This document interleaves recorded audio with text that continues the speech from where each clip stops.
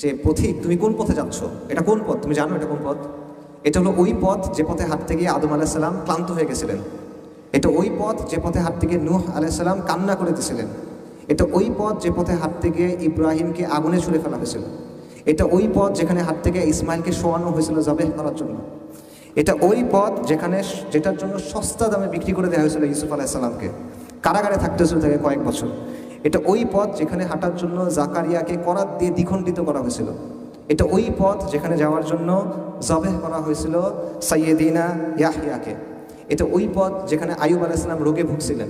এটা ওই পথ যেখানে দাউদ আলাইসাল্লাম তার কান্না সব সীমা অতিক্রম করে চলে গেছিল। এটা ওই পথ যেখানে হাঁটতে গিয়ে ঈসা আলাইসাল্লাম নিঃসঙ্গ জীবনযাপন করতে হয়েছে। এবং এটা ওই পথ যেখানে জন্য রাসূলুল্লাহ সাল্লাল্লাহু আলাইহি ওয়াসাল্লামকে অসংখ্য কষ্ট সহ্য করতে হয়েছে। এটা ওই পথ। তো তুমি কোন পথে হাঁটতেছো? তুমি এখনো খেল তামাশার মধ্যে আছো। পথিক তুমি কোন পথে যাচ্ছ? আপনাদের সামনে হাজির হচ্ছেন আমাদের প্রিয় আসিফ আদনান।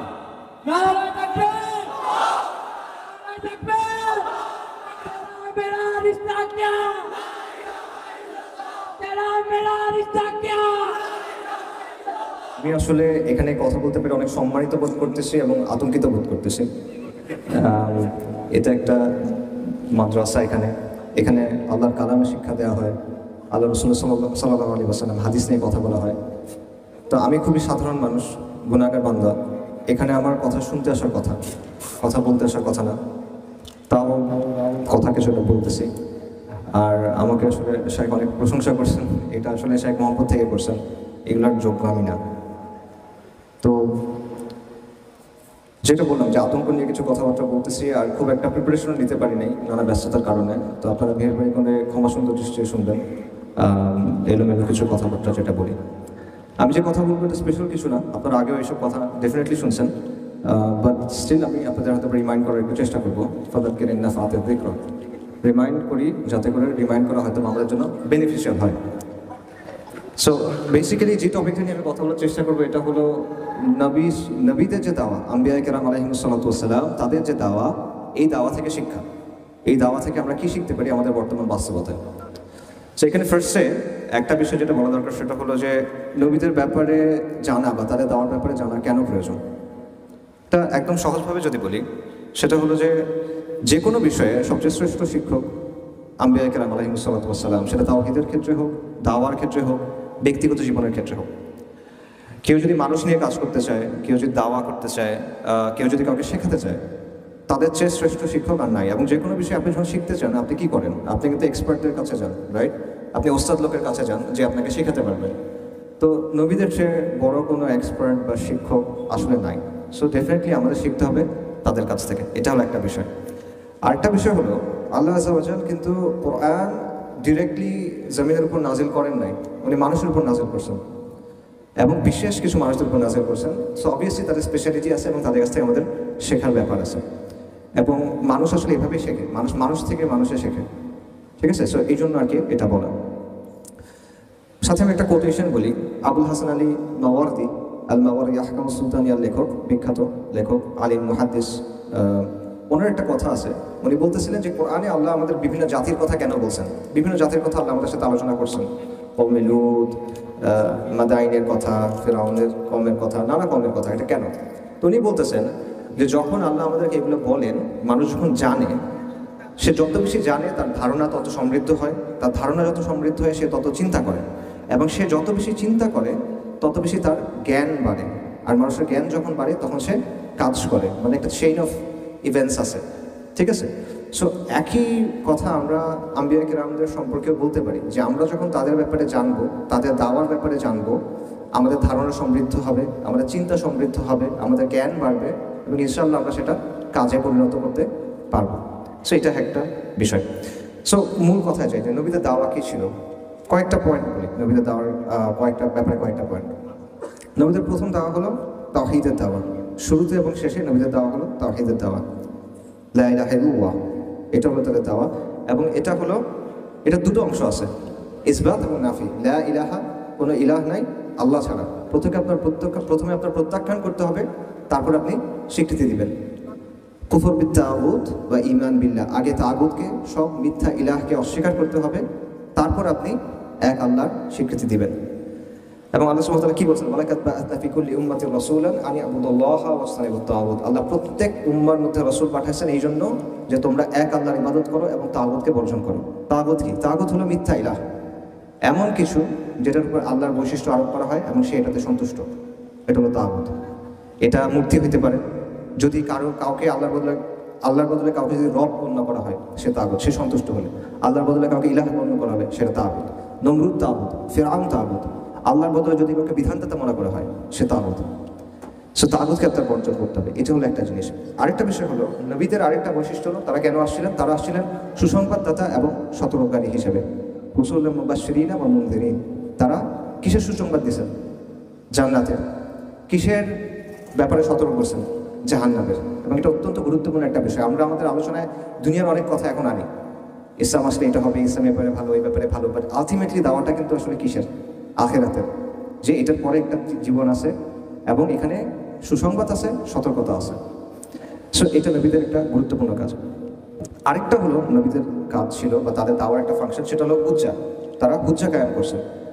রাসূলদের পাঠানোর মাধ্যমে আল্লাহ আযজা ওয়া জাল্লা মানব জাতির উপরে একটা প্রমাণ এস্টাবলিশ করছেন যে আপনি গিয়ে কিয়ামতের দিন আল্লাহকে বলতে পারবেন না যে আমি তো এগুলো জানতাম না। না, আপনি জানতেন, কারণ রাসূলদের পাঠানো হয়েছে। ঠিক আছে, রাসূলুল্লাহ মুবাশশিরিন ওয়া মুনযিরিন। এবং আল্লাহ সুবহানাহু ওয়া তাআলা ওয়া মা কুননা মুআদ্দিবিনা হাত্তা নাবআথা রাসূলা। আল্লাহ সুবহানাহু ওয়া তাআলা রাসূল পাঠানোর আগ পর্যন্ত, বা আল্লাহ সুবহানাহু ওয়া তাআলা কাউকে শাস্তি দেন না। রাসূল পাঠানোর আগ পর্যন্ত আল্লাহ সুবহানাহু ওয়া তাআলা কাউকে শাস্তি দেন না। তার মানে কি? রাসূল পাঠানো একটা নিয়ামত, বাট এটা একটা সমস্যা আছে। কারণ আপনি যদি রাসূলের কথা না মানেন তখন কি আসতেছে? শাস্তি আসতেছে। হক যখন আসে, হক যখন প্রতিষ্ঠিত হয়, এটা একটা হুজ্জা। হুজ্জার পর শাস্তি আসে। এবং এটা আমাদের চিন্তার বিষয় হলো যে হুজ্জা কায়েম করতে হবে আপনাকে, এটা একটা ইম্পর্টেন্ট বিষয়। আচ্ছা, এবং আল্লাহ সুবহানাহু ওয়া তাআলা সূরা মুলকে বলছেন যে যখন মানুষকে ছুঁড়ে ছুঁড়ে আগুনে ফেলা হবে তখন মালাইকারা কি বলবেন? আলাম ইয়াতিকুম নাযীর, তোমাদের কাছে এই কোনো সতর্ককারী আসে নাই? তারা কি বলবে? ক্বালু বালা, আসছিল। অর্থাৎ আপনার আর কোনো আল্লাহর সামনে আর কোনো ডিফেন্স নাই। আপনি বলতে পারবেন না আমি জানি না, আপনি বলতে পারবেন না যে আমি বুঝি নাই। আপনি জানেন, আপনি বুঝছেন, কেস ক্লোজড। সো এটা নবীদের একটা বড় বিষয়। আচ্ছা, আরেকটা বিষয় যেটা, সেটা হলো নবীরা মানবজাতিকে নেতৃত্ব দেন। ইমাম ইবনে তাইমিয়া রাহিমাহুল্লাহ বলছেন যে দুনিয়াবী ক্ষেত্রে ভালো মন্দ কি এটা সবাই বুঝে, একটা গরু বুঝে, একটা ছাগলও বুঝে, কিন্তু গায়েবের ক্ষেত্রে ভালো মন্দ কোনটা, আখিরাতের ক্ষেত্রে ভালো মন্দ কোনটা, এটা কিন্তু মানুষ নিজে নিজে বোঝে না। আমাদের যে র্যাশনালিটি আছে বা আমাদের যে আকাল আছে, এটা কিন্তু এই ব্যাপারগুলো গ্রাস্প করতে পারে না সব কিছু। সো এই জায়গায় আপনার নবীদেরকে লাগে, এই জায়গায় আপনার আল্লাহর কাছ থেকে দিক নির্দেশনা লাগে, এবং সেই দিক নির্দেশনা আসে আল্লাহর কাছ থেকে। ওয়াহির জ্ঞান না থাকলে আপনি এগুলো বুঝতে পারতেন না। বিশেষ করে আল্লাহ সুবহানাহু ওয়া তাআলা আসমা ওয়া সিফাতের কথা বলেন, গায়েব সংক্রান্ত যে কোনো বিষয় বলেন, আখিরাতের কথা বলেন, রূহের কথা বলেন, যে কোনো বিষয়, এগুলো আমাদের আকল, আমাদের ইন্টেলেক্টের বাইরে, এটা গ্রাস করা সম্ভব না। মানুষের উৎস কী, মানুষের জীবনের অর্থটা আসলে কি, আপনি কেন বেঁচে আছেন, মানে সমাজ কীভাবে চলা উচিত, এই বিষয়গুলো আলটিমেটলি আল্লাহ আযজা ওয়া জাল্লা আমাদের ঠিক করে দিয়েছেন। সো এটা হলো আরেকটা বিষয়। সো ফাইনালি আমি আরেকটা কথা বলে শেষ করি, বা এই ব্যাপারটাতে এই অংশটা শেষ করি। সেটা হলো শাইখুল ইসলাম ইবনে তাইমিয়া রাহিমাহুল্লাহ একটা কথা বলছেন যে চাঁদ, তারা, সূর্য যতটা গুরুত্বপূর্ণ আমাদের জন্য, মানুষের জন্য জীবন যতটা গুরুত্বপূর্ণ, চোখের জন্য আলো যতটা গুরুত্বপূর্ণ, মানব জাতির জন্য নবীরা এর চেয়ে বেশি গুরুত্বপূর্ণ। মানব জাতির জন্য নবীদের শিক্ষাটা এর চেয়ে বেশি গুরুত্বপূর্ণ। আচ্ছা, এবং অবভিয়াসলি তাদের মধ্যে সর্বশেষ এবং সর্বশ্রেষ্ঠ হলেন রাসূলুল্লাহ সাল্লাল্লাহু আলাইহি ওয়াসাল্লাম, মুহাম্মদ সাল্লাল্লাহু আলাইহি ওয়াসাল্লাম। আচ্ছা, এখন মূল কথা যেটা, সেটা হলো যে নবীদের দেওয়ার বৈশিষ্ট্যগুলো কী কী, এই বৈশিষ্ট্যগুলো আমরা দেখবো। তারপর আমরা চেষ্টা করবো যে আমাদের যে কাজকর্ম, আমাদের যে কথাবার্তা, সেখানে এই বৈশিষ্ট্যগুলো আদৌ আছে কিনা, না থাকলে আমরা কীভাবে আনতে পারি। প্রথম যে বৈশিষ্ট্য, সেটা হলো যে নবীদের দেওয়া সবসময় একটা বাইনারি ক্রিয়েট করে। বাইনারিকে আমাদের সমাজে খুব খারাপভাবে দেখা হয় যে শুধু ব্ল্যাক অ্যান্ড হোয়াইট হলে হবে না, তোমার গ্রে এরিয়া থাকতে হবে, এটসেট্রা এটসেট্রা, নুয়ান্স থাকতে হবে, তোমার সফিস্টিকেটেড হতে হবে। নবীদের দেওয়ার মধ্যে একটা বাইনারি আছে, ডেফিনেটলি বাইনারি আছে, আপনি এটা থেকে বেরোতে পারবেন না। ঈমান এবং কুফর, তাওহীদ এবং শিরক, এটা কোনো মিস নাই। প্রত্যেক নবী দাওয়া নিয়ে আসছেন। সো এটা হলো খুব ইম্পর্ট্যান্ট একটা বিষয় নবীদের দাওয়ার, যে এখানে তারা তাদের দাওয়ার প্রধান বিষয় ছিল যে পুরো ওয়ার্ল্ডের সব কিছু সেকেন্ডারি, প্রথম বিষয়, সবচেয়ে গুরুত্বপূর্ণ বিষয় হলো ঈমান এবং কুফরের দ্বন্দ্ব। সব ক্ষেত্রে এটা ছিল তাদের দাওয়া। এবং দেখেন রাসূলুল্লাহ সাল্লাল্লাহু আলাইহি ওয়াসাল্লাম যখন তার দাওয়া নিয়ে আসছেন, তখন পৃথিবীতে অনেক ব্যাপার চলতেছিল। রোমান এবং পারস্য সাম্রাজ্য ছিল, তাদের মধ্যে দ্বন্দ্ব চলতেছিল। আরবের মধ্যে বিভিন্ন শক্তি ছিল, তাদের মধ্যে দ্বন্দ্ব ছিল। কুরাইশদের মধ্যে দ্বন্দ্ব ছিল।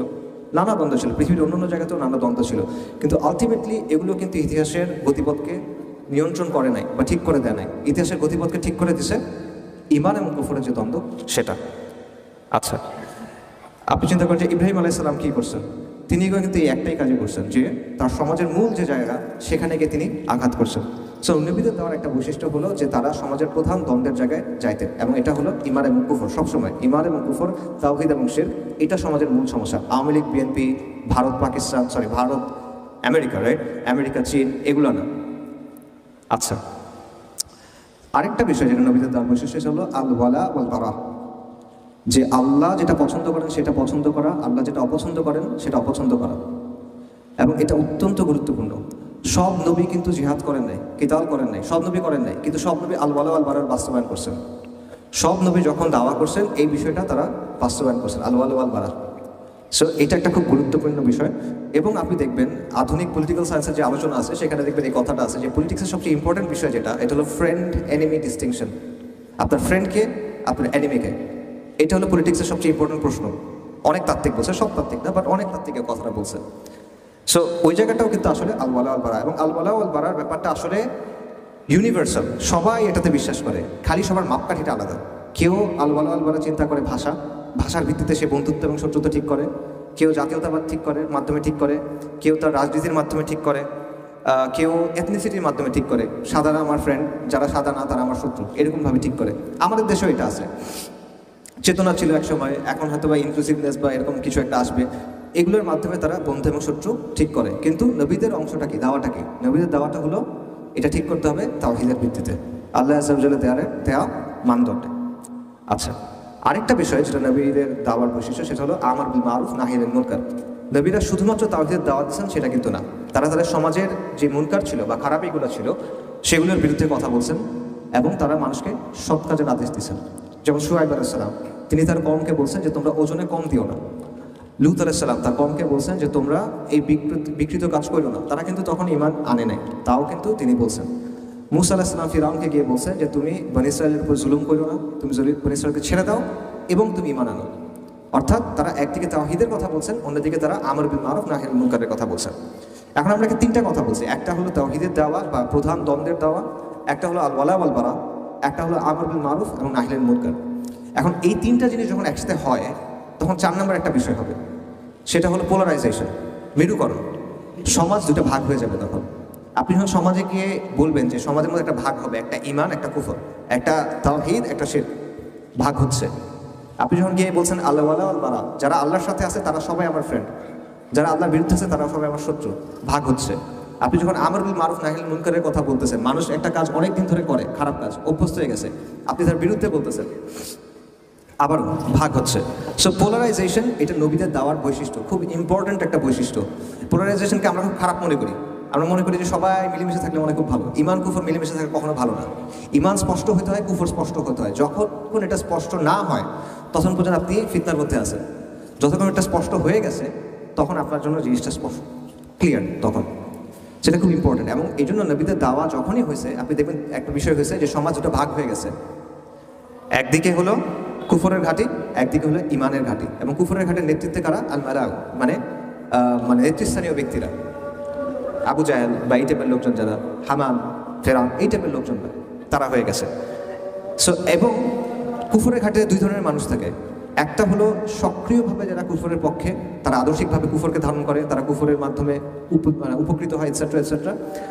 আরেকটা হলো যারা নীরব থেকে কুফরকে সমর্থন করে, তারা সরাসরি কুফরের পাওয়ার স্ট্রাকচারের সাথে হয়তো বা জড়িত না, কিন্তু হক এবং বাতিলের প্রশ্নে তারা কি করে?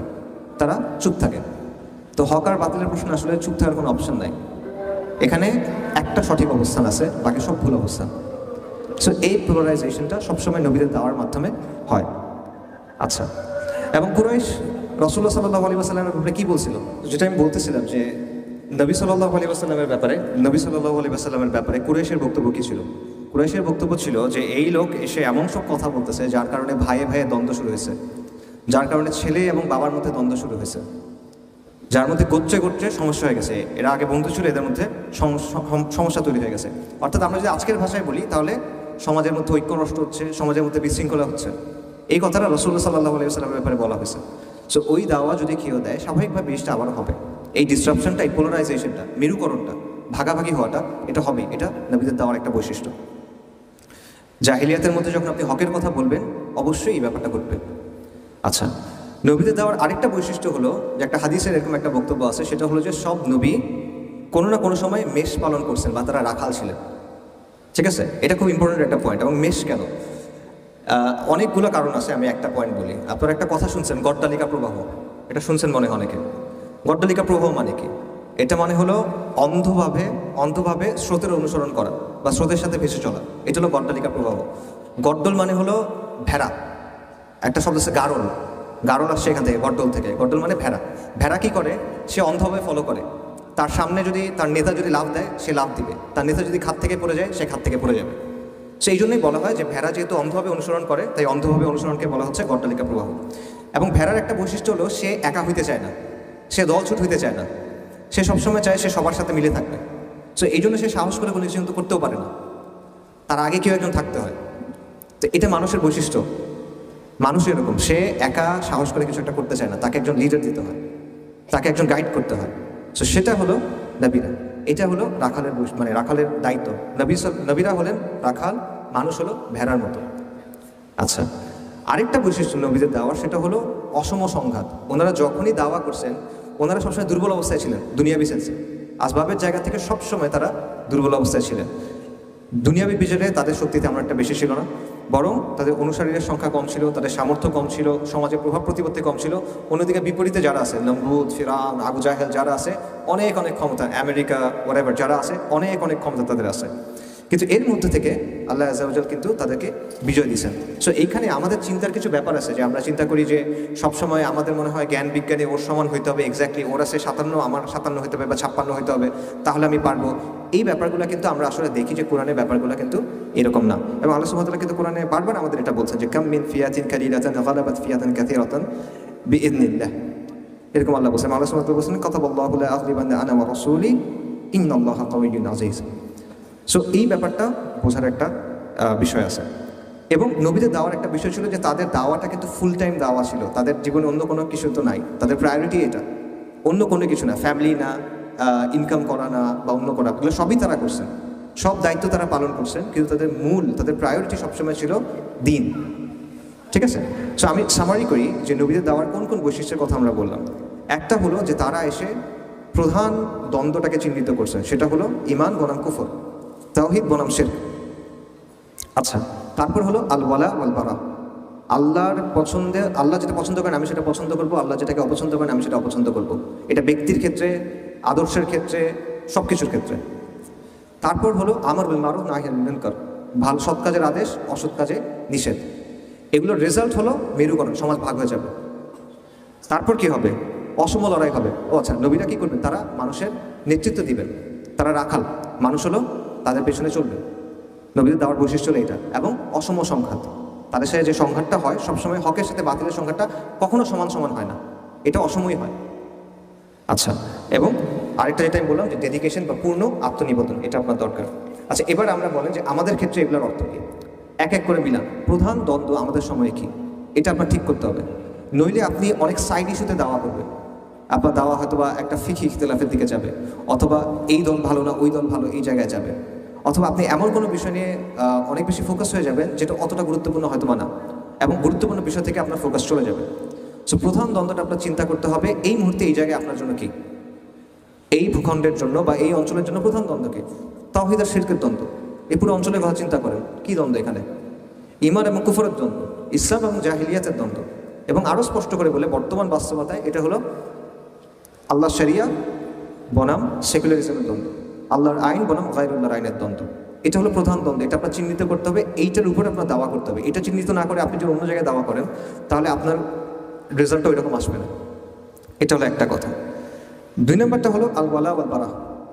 এটা রফিক ভাই অনেক আলোচনা করে গেছেন, এই জন্য আমি আর আলাদা করে বলার কোনো প্রয়োজন নেই। আল ওয়ালা ওয়াল বারা আপনারা বুঝছেন যে মুসলিম যত যাই করুক সে দিন শেষে আপনার ভাই। দুনিয়ার সবচেয়ে খারাপ মুসলিমটা দুনিয়ার সবচেয়ে ভালো কাফিরটার চেয়ে ভালো। এটা কিন্তু আমরা মানা খুব কষ্টকর, এটা মানা খুবই কষ্টকর আমাদের জন্য। দুনিয়ার সবচেয়ে খারাপ মুসলিমটা দুনিয়ার সবচেয়ে ভালো কাফেরটার চেয়ে ভালো। কেন ভালো? লা ইলাহা ইল্লাল্লাহর জন্য ভালো। মুহাম্মদ রাসূলুল্লাহর জন্য বলো সাল্লাল্লাহু আলাইহি ওয়াসাল্লাম। এটার ওজন অনেক বেশি, পুরো দুনিয়ার ওজন একদিকে, লা ইলাহা ইল্লাল্লাহর ওজন একদিকে, এটা ভারী হবে সবসময়। সো এই জিনিসটা বোঝা, আল ওয়াল ওয়াল বাড়া ব্যাপারটা বোঝা, এটা আমাদের খুব ছুটে যায়, ঠিক আছে? এটা একটা খুব গুরুত্বপূর্ণ বিষয়। তারপর হলো আমর বিল মারুফ নাহি আনিল মুনকার, সৎ কাজের আদেশ এবং অসৎ কাজের নিষেধ। এবং এখানে আমাদের একটা সমস্যা আছে, সৎ কাজের আদেশ এবং অসৎ কাজের নিষেধ আমরা যখন করতে যাই, আমরা করব কোথায়? আমাদের নিজ নিজ অঙ্গনে, আপনার এলাকা, পাড়া, মহল্লা, স্কুল, কলেজ, প্রতিষ্ঠান, এখানে। তো এই কাজগুলোর মধ্যে আসলে গ্ল্যামার নাই। আপনি চিন্তা করছেন যে আমি গাছ লাগাবো, আমি এটা করবো, সেটা করবো, এগুলোতে তো শরিয়া কায়েম হবে না, আমি কেন এগুলো করবো, দূর, এগুলো করবো না। এই ব্যাপারটা আমাদের মধ্যে কাজ করে। কেউ দেখেন, নবী সাল্লাল্লাহু আলাইহি ওয়াসাল্লাম একটা হাদিস আছে আনাস রাদিয়াল্লাহু আনহু থেকে বর্ণিত, যেটার মূল বক্তব্যটা হলো যে তুমি যদি জানো কিয়ামত চলে আসছে আর তোমার হাতে একটা গাছের চারা থাকে, তাও তুমি সেটা কি করবা? রোপণ করবা। কেন? এটা একটা সৎ কাজ, ভালো কাজ, এটা একটা। কিয়ামত চলে আসছে কিন্তু তাও আপনি এটা করবেন, কিন্তু আমরা কিন্তু গুরুত্ব দিই না। এগুলো করে আসলে লাভটা কি হবে? সে একটা বড় একটা সমস্যা। এই আমর বিল মারুফ নাহি আনিল মুনকার আপনি চোখে না দেখতে পারেন এটা রেজাল্ট, বাট এগুলো রেজাল্ট অ্যাকিউমুলেট করে। দাওয়ার ব্যাপারটাও এরকম, আপনি চোখে দেখতে না পারেন, বাট এটা রেজাল্টটা অ্যাকিউমুলেট করে। আচ্ছা, আরেকটা হলো যেটা আমি বললাম, ওই যে অলরেডি রাখাল নেতা হতে হবে আপনার। মানুষ নেতা বলতে নেতৃত্বের লোক অর্থে নেতা না, মানে আপনার ওই যে আবার রফিক ভাইটা সুন্দর আলোচনা করে গেছেন, আপনার এমন হইতে হবে যে মানুষ যেন আপনার মধ্যে ইসলামটা দেখে এবং সেটা দেখে সে ইসলামের দিকে আকৃষ্ট হয়, ঠিক আছে? এটা একটা খুব গুরুত্বপূর্ণ বিষয়। এবং ফাইনালি যেটা, সেটা হলো পূর্ণ আত্মনিবেদন, ডেডিকেশন। এখন এই জায়গাটায় আপনারা চিন্তা করেন যে আপনারা এখানে যারা আছেন, ভাইরা আছেন, যদি বোনরা থাকেন, তাদের জন্য, আপনাদের জন্য আসলে দিনটা কতটা ইম্পর্টেন্ট? আপনার প্রায়োরিটি লিস্টে দিনটা কোথায় আসে? আপনি একটা মনে করেন, একটা স্কেল চিন্তা করেন, 1 হলো সবচেয়ে কম গুরুত্বপূর্ণ, 10 হলো সবচেয়ে বেশি গুরুত্বপূর্ণ। আপনার লিস্টে দিনটা কোন জায়গায় আছে? তা আমাকে বলার দরকার নেই, আপনি চিন্তা করেন, নিজেকে নিজে বলেন, বা আপনি আজকে রাতে বাসায় গিয়ে চিন্তা করেন যে আপনার লিস্টে এটা আসলে কতটা গুরুত্বপূর্ণ। আমি জানি যে সবার পক্ষে এটা পসিবল না যে আপনার সব কাজের চেয়ে দিন আপনার কাছে সবচেয়ে বেশি গুরুত্বপূর্ণ, এটা সবার পক্ষে সম্ভব না, অনেক দায়িত্ব আছে। কিন্তু সাহাবায়ে কেরামের কথা চিন্তা করেন, তারা কিন্তু সব দায়িত্ব পালন করছেন। এমন ঘটনা আছে যে সাহাবায়ে কেরাম তারা নবী সাল্লাল্লাহু আলাইহি ওয়াসাল্লামের হাদিসের দার্সে বসতে পারেন নাই, কারণ তারা খেতে কাজ করতেছেন, অথবা তারা ফ্যামিলির কাছে ছিলেন। আবু বকর রাদিয়াল্লাহু আনহু চিন্তা করেন, রাসূল সাল্লাল্লাহু আলাইহি ওয়াসাল্লাম যখন ওফাত হয়েছে, উনি কিন্তু আসতে একটু দেরি হয়েছে, কারণ উনি ফ্যামিলির সাথে সময় দিচ্ছিলেন। অর্থাৎ তারা তাদের সব দায়িত্ব পালন করছেন, কিন্তু যখনই দিনের প্রয়োজন দেখা দিছে, তাদের কাছে সবচেয়ে বড় গুরুত্বপূর্ণ কিন্তু দিন। তারা যে কোনো কিছু যে কোনো সময় ছেড়ে দিচ্ছেন দিনের জন্য। যখন দিনের প্রশ্ন আসছে, তখন তারা ছেড়ে দিচ্ছেন। এতটুকু অবস্থায় আমরা আসতে পারবো কিনা, এর কাছাকাছি অবস্থায় আমরা আসতে পারবো কিনা, এটা চিন্তা করার একটা ব্যাপার আছে।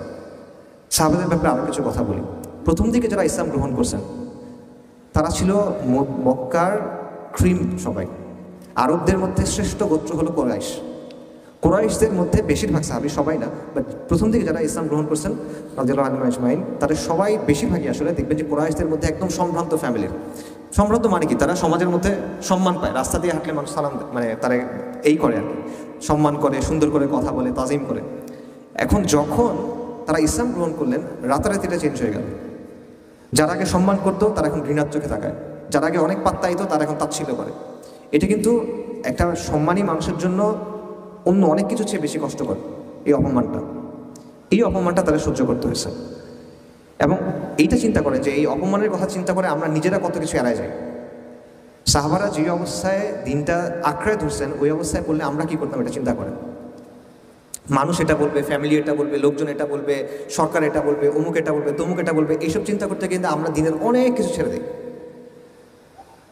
এটা গেল, এটা কিন্তু প্রথম, এখনো শেষ হয় না ওনারা কি করছে। এরপর দেখেন যে প্রথমে হলো ওনাদেরকে মানে অসম্মান করা শুরু করলো, হাসি তামাশা করা শুরু করলো, গালাগালি করা শুরু করলো, মারা শুরু করলো।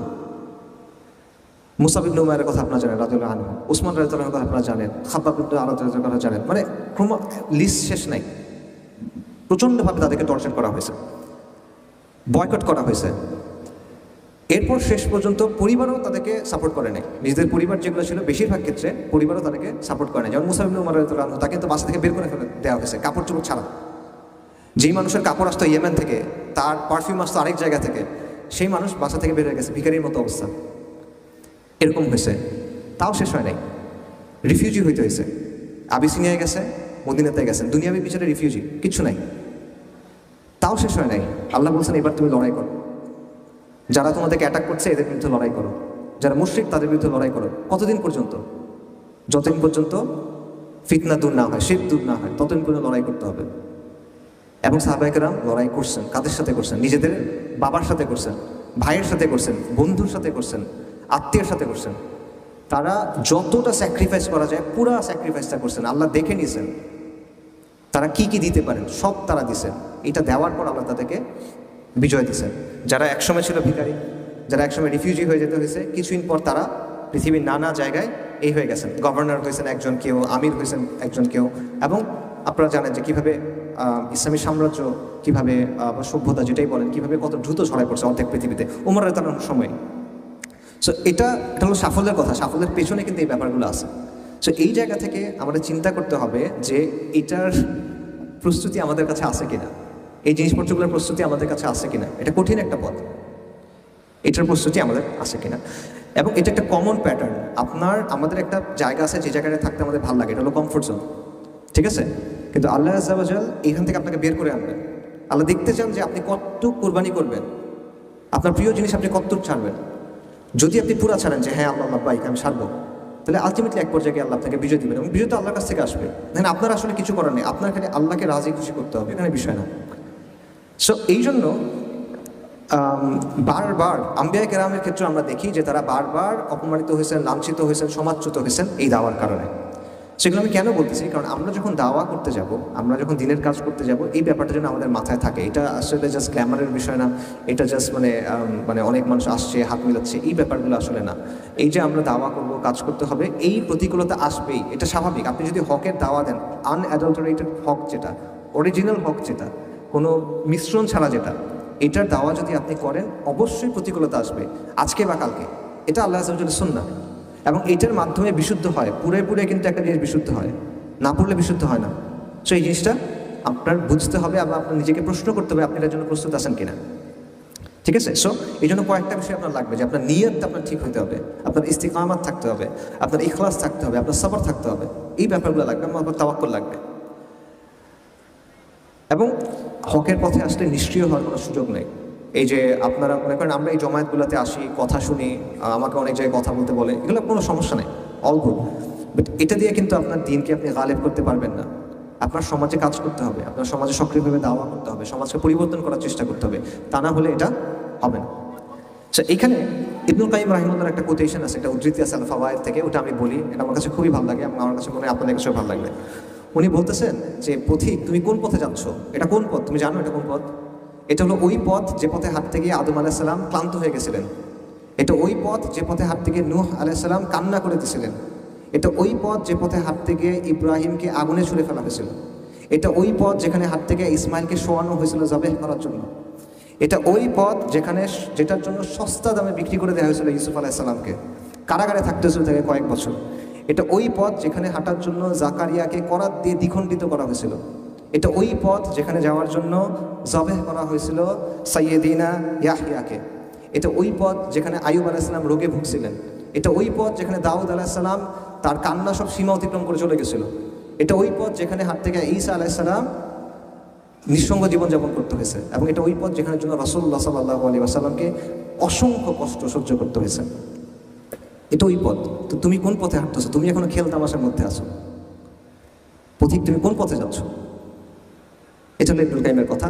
এইটা আপনাদের জন্য, আমারও আপনাদের জন্য কথা। আপনারা সিরিয়াসলি চিন্তা করেন। আমার কথা হয়তো বা আপনারা যেরকম এক্সপেক্ট করছেন ওরকম হয় নাই, বাট আমার মনে হয় এই জিনিসটা আমাদের সবার চিন্তা করা দরকার। আপনি আসলে এটার জন্য রেডি কিনা? এই কাজটা আপনার সামনে আছে। আল্লাহ আযজা ওয়া জাল প্রতিশ্রুতি দিয়ে রাখছেন। আল্লাহ কিছু প্রতিশ্রুতি দিয়ে রাখছেন, আল্লাহ কিছু কন্ডিশন সেট করে রাখছেন। আপনি যদি আল্লাহকে রাজি খুশি করাইতে পারেন, আল্লাহ তাকে বিজয় দিবেন। কিন্তু আপনি পারবেন কিনা? আপনার ওই সাহসটা আছে কিনা?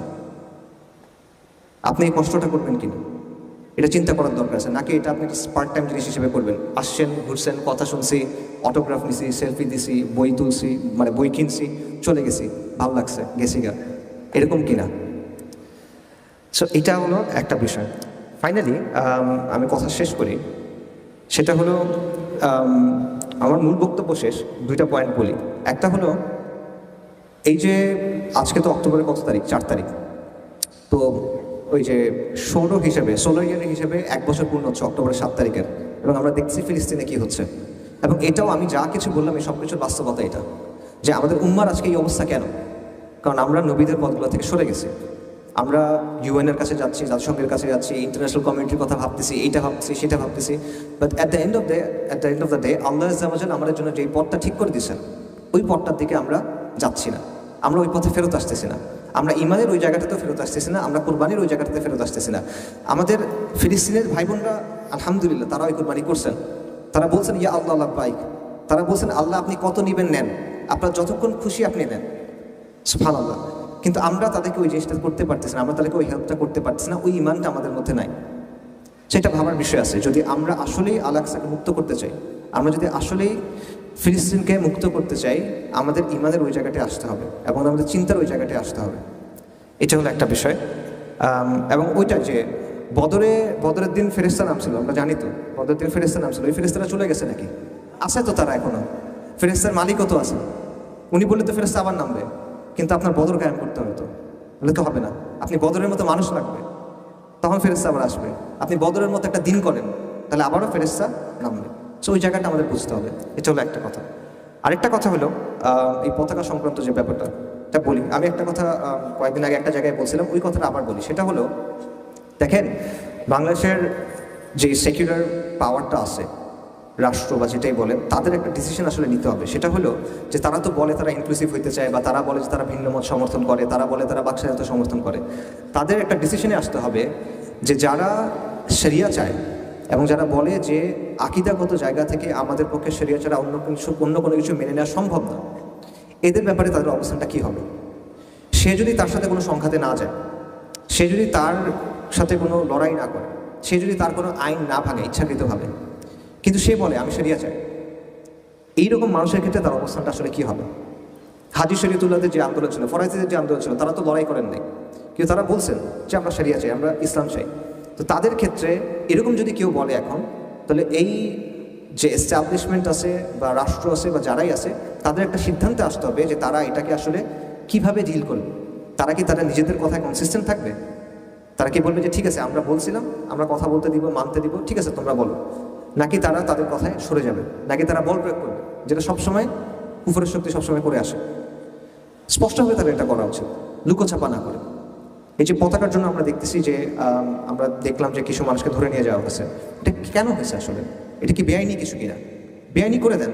যদি আপনি বেআইনি করতে চান, আপনি বলেন যে কালেমার পতাকা বেআইনি, লা ইলাহা ইল্লাল্লাহ লেখা যদি কোনো পতাকা থাকে এটা বেআইনি। এই সাহস তো নাই, এই সাহস তো নাই বলার, তাই না? যদি থাকে বলেন যে ঠিক আছে বাংলাদেশে লা ইলাহা ইল্লাল্লাহ বলা কোনো পতাকা করা যাবে না, এটা বেআইনি। তখন আমরা বলবো ঠিক আছে সেকুলার রাষ্ট্র, এটা আপনারা বুঝেন, এখন মানুষকে দেখেন যেটা ভালো মনে হয় করেন। কিন্তু ওরা সেটা বলবে না। আবার তারা এই যে হাসিনার মতোই এই ড্রেকোনিয়ান কাজকর্মগুলো করবে, রিপ্রেসিভ ফোর্স যেটা, মানে তার যে শক্তি আছে, তার মাসল পাওয়ার আছে, এটা সে ইউজ করবে এবং পরে একটা মানে তত্ত্ব বানায় নেবে।